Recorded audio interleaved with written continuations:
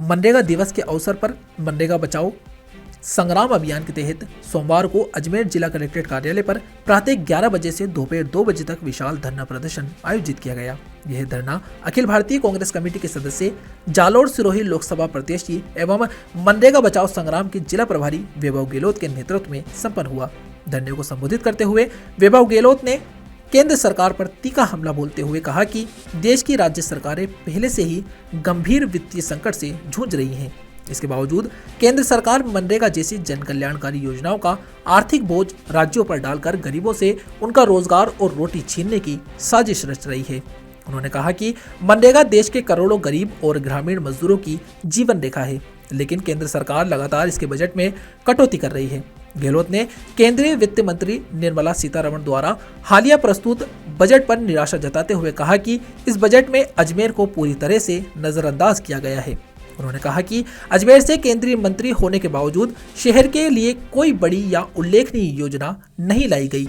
कम से कम 2 केंद्रीय योजनाएं तो अजमेर को मिलनी चाहिए थी, लेकिन बजट में ऐसा कुछ भी देखने को नहीं मिला।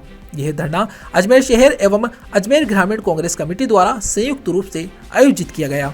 इस अवसर पर बड़ी संख्या में कांग्रेस कार्यकर्ता एवं आमजन उपस्थित रहे और केंद्र सरकार के खिलाफ जोरदार नारेबाजी कर मनरेगा को मजबूत करने की मांग की। मैंने कहा कि प्रदेश में 2 साल हो गए भाजपा की सरकार को, अभी तक ऐसा कोई ठोस काम धरातल पे नहीं आया।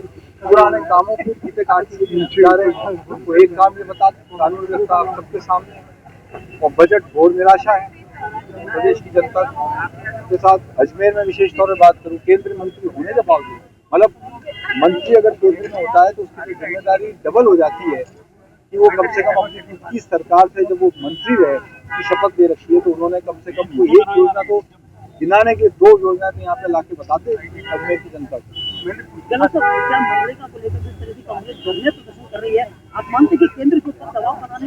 देखिए, हमारी जिम्मेदारी है कि हम लोग जनता के बीच में जाके जो बातें हमारी हैं उसको रखें और ये खुद जनता समझ रही है, मजबूत समझ रहे हैं किस तरीके से करके सरकार देने की जिस सोच के साथ इस योजना को चालू किया गया उसको आज नहीं तो कल ये बंद करने की फिराक हम ये कहना है। अच्छा, नगर निगम और नगर निकाय के चुनाव